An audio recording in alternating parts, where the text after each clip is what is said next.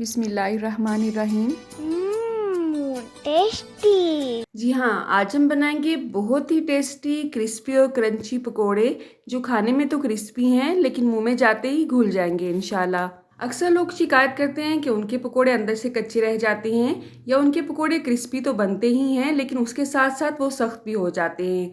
तो आज की इस रेसिपी में हम सब डिस्कस करेंगे कि आप क्रिस्पी और क्रंची होने के साथ साथ मुँह में घुलने वाले बहुत ही टेस्टी पकोड़े कैसे रेडी कर सकते हैं। कोई भी मीठा सोडा, कॉर्नफ्लोर या चावल का आटा हम इसमें ऐड नहीं करेंगे।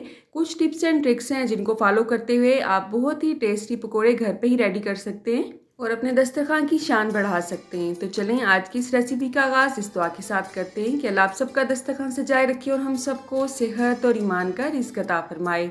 तो आज मैं मिक्स वेजिटेबल पकोड़े बना रही हूँ। आपके पास जो सब्जी है वो यूज़ करें, जो नहीं है वो स्किप कर दें, आपने टेंशन नहीं लेनी है, ठीक है। तो 1 गड्डी पालक, आधा गड्डी धनिया और 2 से 3 चम्मच पुदीना को मैंने बारीक बारीक सा अच्छी तरह से धोने के बाद काट लिया है। इन तमाम अज्जा की जो कटिंग है वो आपने गौर से देखनी है, ये बहुत ही ज़रूरी है पकोड़ों को क्रिस्पी बनाने के लिए। तो अच्छी तरह से वॉश करने के बाद इसे हम एक पैन में ऐड कर देंगे।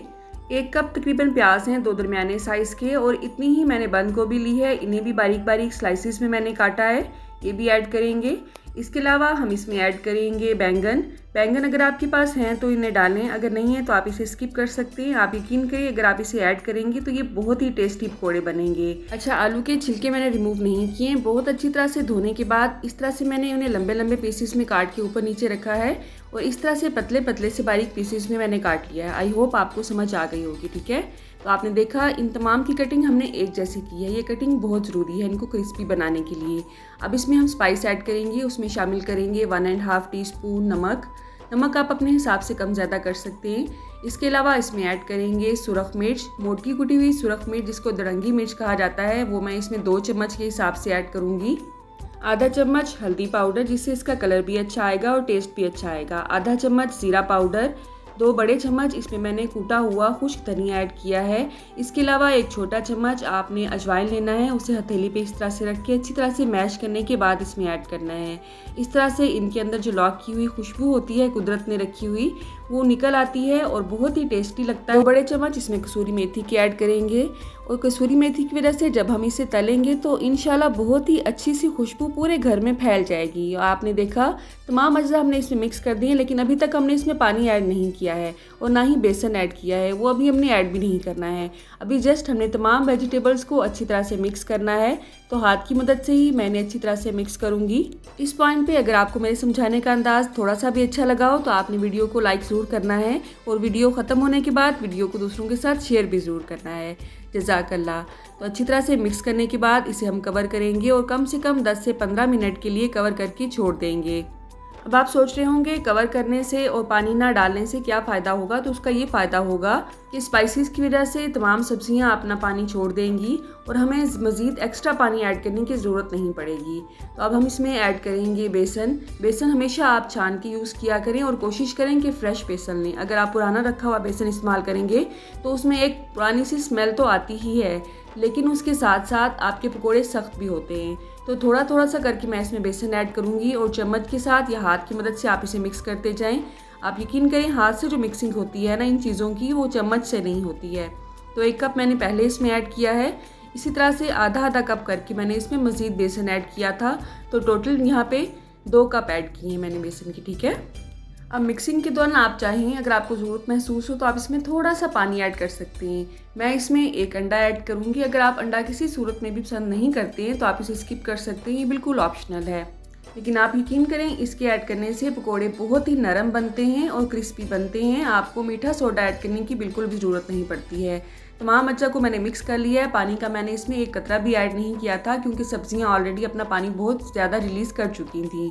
जस्ट इनकी कमी को पूरा करने के लिए, पानी की कमी को पूरा करने के लिए मैंने इसमें अंडा ऐड किया है। अगर आप अंडे को स्किप करते हैं तो आपने इसमें थोड़ा थोड़ा सा चम्मच करके पानी ऐड करना है। एक ही दफ़ा ज़्यादा सारा पानी आपने इसमें ऐड नहीं करना है। आप इसकी कंसिस्टेंसी देख सकते हैं, आपको सिर्फ कोटिंग नज़र आ रही है तमाम सब्जियों पे, बहुत ज़्यादा बेसन आपको नज़र नहीं आ रहा होगा। अब हमने इसे भी कवर करना है, मेरा मतलब है मिक्सिंग के बाद, बेसन मिक्स करने के बाद भी हम इस अमेज़े को 10 मिनट के लिए कवर करेंगे, उसके बाद इसे फ्राई करेंगे, ठीक है। तो अच्छी तरह से हमने यहाँ पे ऑयल को हीट कर लिया है। हमेशा इन चीज़ों को आप सरसों के तेल में हीट किया करें। जो लोग ये शिकायत करते हैं कि हीट के बाद आपका जो ऑयल है वो बहुत ज़्यादा बबल्स रिलीज़ करता है और चीज़ नज़र ही नहीं आती है, उनके लिए मैंने बाकायदा एक प्लेलिस्ट बनाई है अपने चैनल पे, आप जाके देखें। How to purify mustard oil at home, इसके नाम से एक पूरी प्लेलिस्ट है। कम से कम 5 तरीकों से, मुख्तलिफ तरीकों से मैंने आपको ऑयल को घर पे ही प्यूरीफाई करने का तरीका बताया है, और वो भी हेल्दी वे से। तो ऑयल को हमने पहले मीडियम आंच पे गर्म करना है, उसके बाद चूल्हे की आंच को हमने स्लो टू मीडियम कर देना है। उसके बाद इसमें पकौड़े ऐड करने हैं, और आप देख सकते हैं अभी तक इसमें कोई भी झाग आपको नज़र नहीं आ रही होगी अल्हम्दुलिल्लाह, और नज़र आएगी भी नहीं, क्योंकि हमने इसे बहुत ही अच्छी तरह से प्यूरीफाई करने के बाद कुकिंग के लिए इस्तेमाल किया है।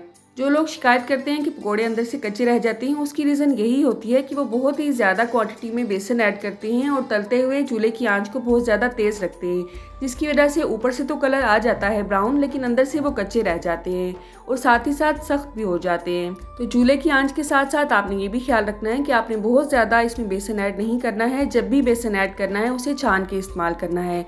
ये बहुत ज़्यादा ज़रूरी पॉइंट्स हैं पकौड़ों को क्रिस्पी और नरम बनाने के लिए, ठीक है।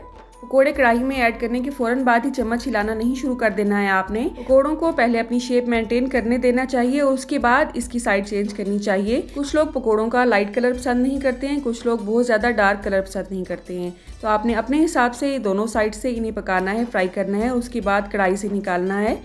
इसी तरह से मैंने बाकी बैच भी फ्राई कर लिए थे। तो आज की वीडियो में अगर आपने कुछ भी नया सीखा तो आपने कमेंट बॉक्स में एक छोटा सा हार्ट ज़रूर भेजना है। मेरे लिए किसी भी इनाम से कम नहीं होगा। अल्लाह आप सबको सेहत और ईमान का रिस्क अता फरमाए और हम सब के रिस्क में कसरत से ज़्यादा बरकत और आसानी अता फरमाए। इसे मैंने सब्ज़ चटनी और इमली की चटनी के साथ सर्व किया था। इनकी रेसिपीज़ भी आपको मेरे चैनल पे मिल जाएंगी। रुके रुके सुने, जाने से पहले वीडियो को लाइक कर दें, अच्छी लगी तो शेयर कर दें और सब्सक्राइब करने के बाद बेल का आइकन भी ज़रूर प्रेस करें। जज़ाकल्लाह। मेरी नेक्स्ट वीडियो तक अल्लाह हाफ़िज़।